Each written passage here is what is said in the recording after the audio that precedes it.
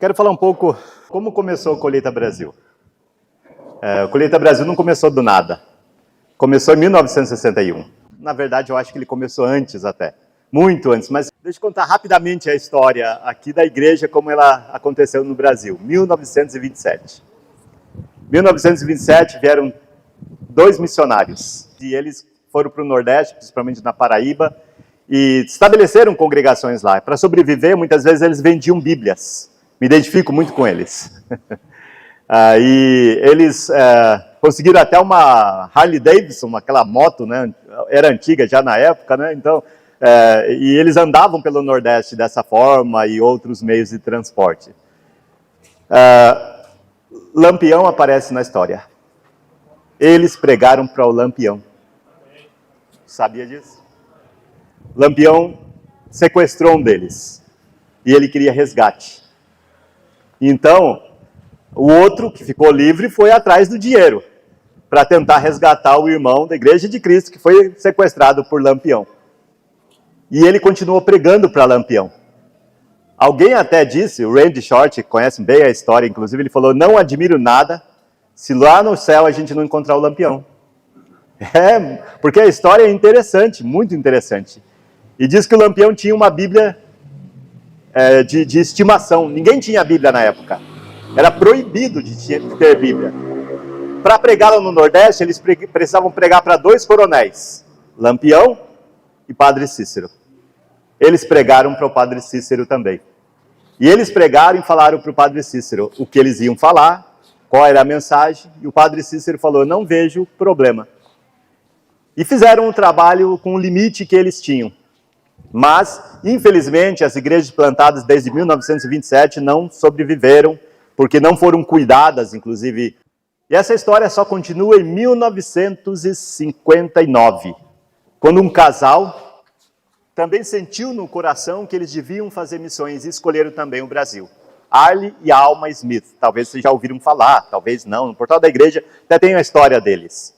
E eles também vieram sozinhos e começaram a plantar uma igreja em São Paulo, e fizeram no Rio também, plantaram a igreja existe até hoje lá, em Comendador Soares. Eu conheci pessoalmente, quando eu o conheci ele pregava sentado, ele já não tinha mais forças para pregar.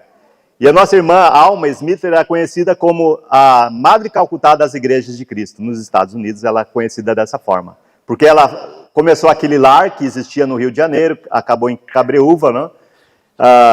Ali naquela região ali de Cabreúva, e eles estavam esperando também alguém ajudá-los, até que alguém soube também sobre isso. Nosso irmão Norton e o primo dele, Don Vincent, souberam sobre a necessidade, mas eles estavam para decidir, vamos para Hong Kong ou vamos para o Brasil? E fizeram uma votação entre eles lá, o Norton diz, eu perdi. Todos decidiram para vir para o Brasil e eles vieram para o Brasil. E assim, eles começaram a plantar várias igrejas, muitas igrejas, e o objetivo deles era plantar uma igreja em cada capital. Eles não conseguiram, voltaram no final, nós não temos nenhum deles mais aqui de 1961, mas Colheita Brasil é uma continuação desse trabalho. Alguns, talvez, de vocês conheceram o nosso irmão Walter Creidel, faleceu há alguns anos também. Eu tenho até vídeos assim dos últimos dias dele, já sem sentidos, mas a família ao redor, no hospital, cantando em português, lá nos Estados Unidos. Tocante. Até o final, ele não esqueceu. Ele no hospital, eu tenho um vídeo dele no hospital, assistindo futebol brasileiro. É muito legal a história, muito boa. Eu tenho muita coisa da história da Igreja de Cristo. Colheita Brasil é só uma continuação. Walter Creidel, ele começou uma congregação lá em Curitiba. Eu nasci em Curitiba. Mas ele não podia continuar, ele queria fazer isso em outros lugares. Ele foi para o interior de São Paulo, mas antes dele ir, isso ele e o Severino começaram aquela congregação em 1960 e alguma coisa.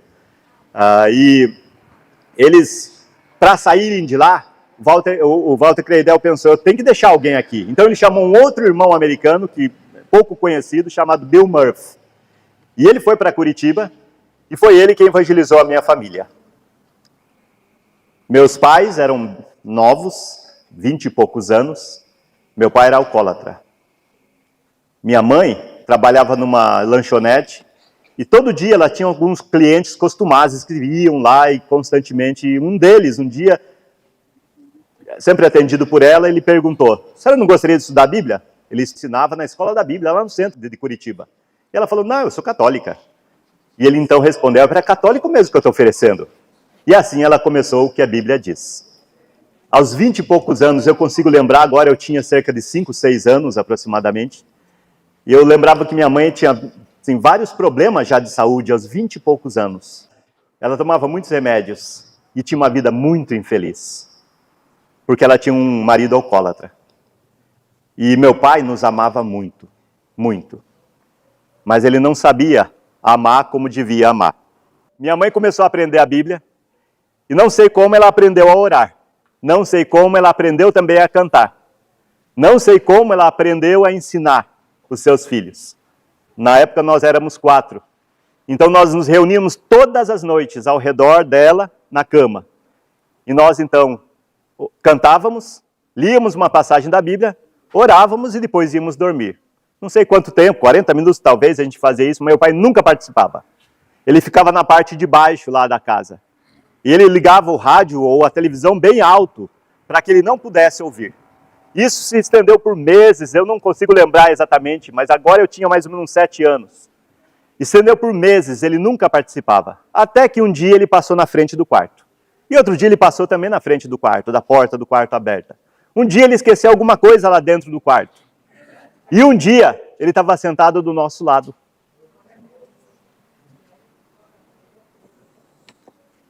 Então, único dia, primeiro dia que ele estava sentado do nosso lado. Meu irmão mais novo, vocês conhecem ele, bem mais feio do que eu, o Edinho, ele perguntou para o meu pai, pai, o senhor quer orar? Já estava terminando o nosso devocional. Eu falei, eu não sei orar. E o Edinho respondeu, é só falar com Deus. E meu pai começou a oração. Eu costumo dizer que ele nunca terminou aquela oração. Ele não conseguiu. Ele começou a chorar, é de família, e até hoje ele não terminou aquela oração. Meu irmão mais velho terminou a oração para ele. E depois da oração, finalizou a oração, Edinho perguntou para ele, o senhor promete que o senhor nunca mais vai beber? E ele prometeu. E ele cumpriu. No dia seguinte, ele jogou todas as bebidas e todas as garrafas fora. E ele me amava. Ele amava os filhos dele. Mas ele não sabia o que era amor, até conhecer esse homem chamado Jesus. Quando ele conheceu Jesus, a vida da nossa família mudou. Totalmente. Totalmente. Ele começou realmente a amar muito a gente. Eu não sabia o que era amor até aquele ponto. Eu não sabia. Quando começamos a frequentar a igreja, eu vi que existia algo diferente. Eu sabia que existia algo e nunca mais mudou na minha vida isso. E a marca para mim da Igreja de Cristo, onde eu vou, é o amor. Eles não estavam fingindo, se estavam, eles estão fazendo muito bem ainda. Até hoje eu vejo isso. Eu fiquei hospedado na casa do Barbosa e eu vi o Barbosa testemunhando a sua conversão. E o Barbosa sabe que é muito brincalhão, né? Ele fala até que vai fazer uma igreja dele, aí a Cláudia falou, vamos ensinar o quê, baboseira? Eu não podia perder a oportunidade. Essa noite eu tinha a intenção de ficar aqui, mas algumas meninas falaram, não, nós queremos fazer um acampamento lá na casa do Matos.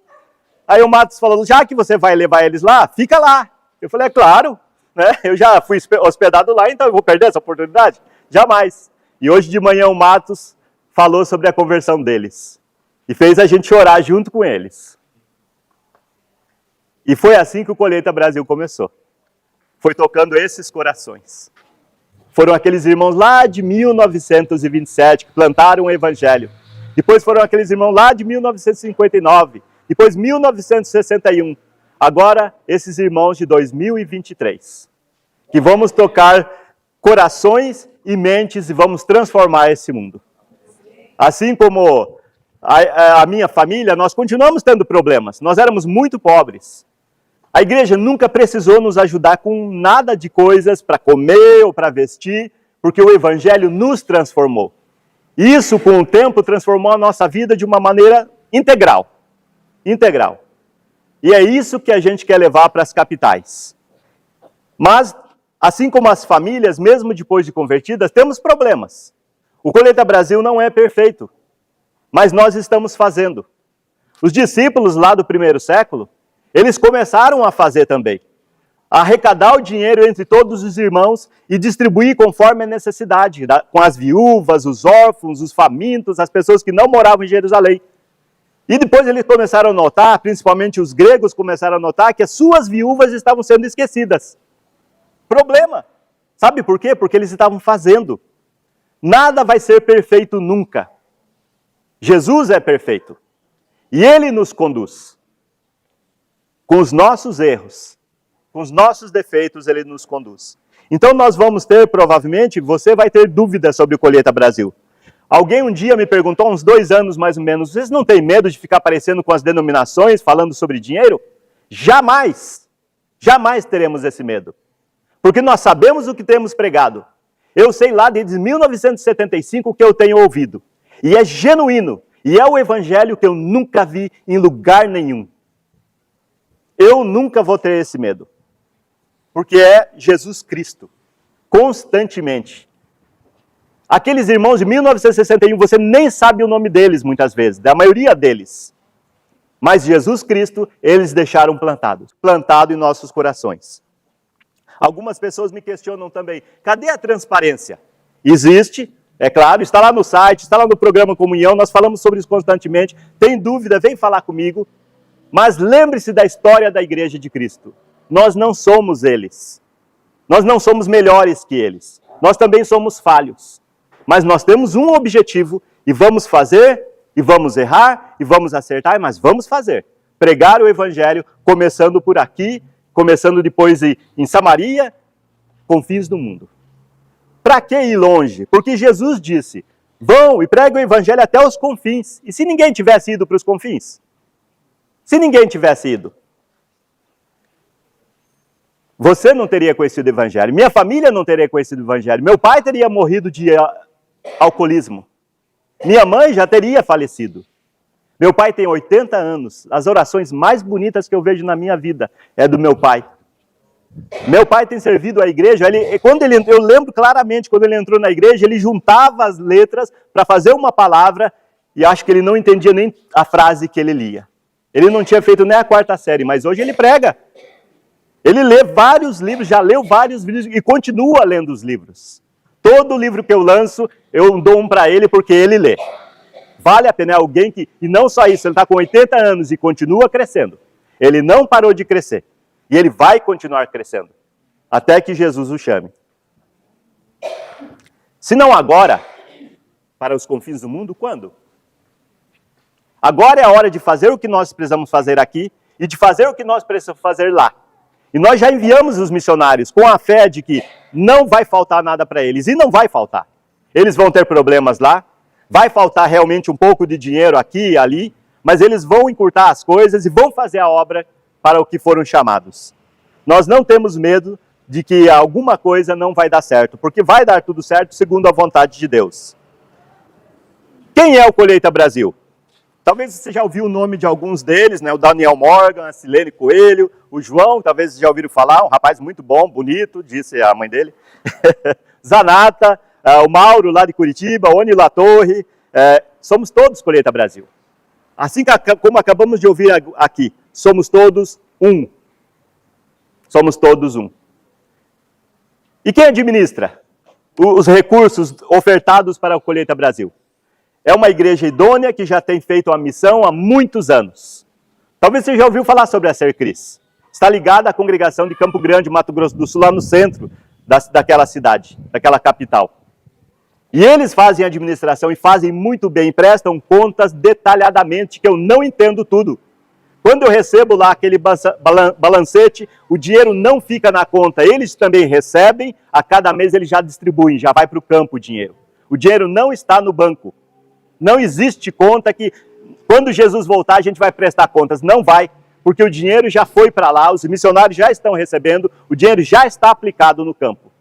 Colheita Brasil não fica com nada. Colheita Brasil realmente tira uma parte para continuar fazendo divulgação.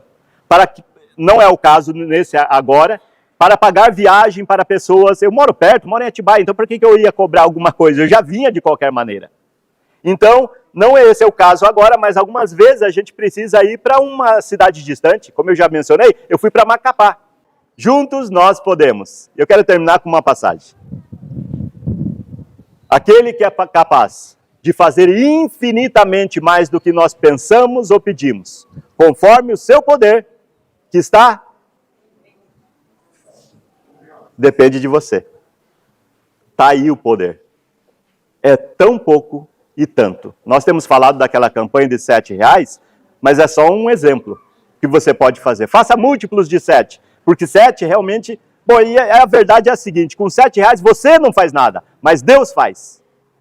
Deus faz. E já tem feito.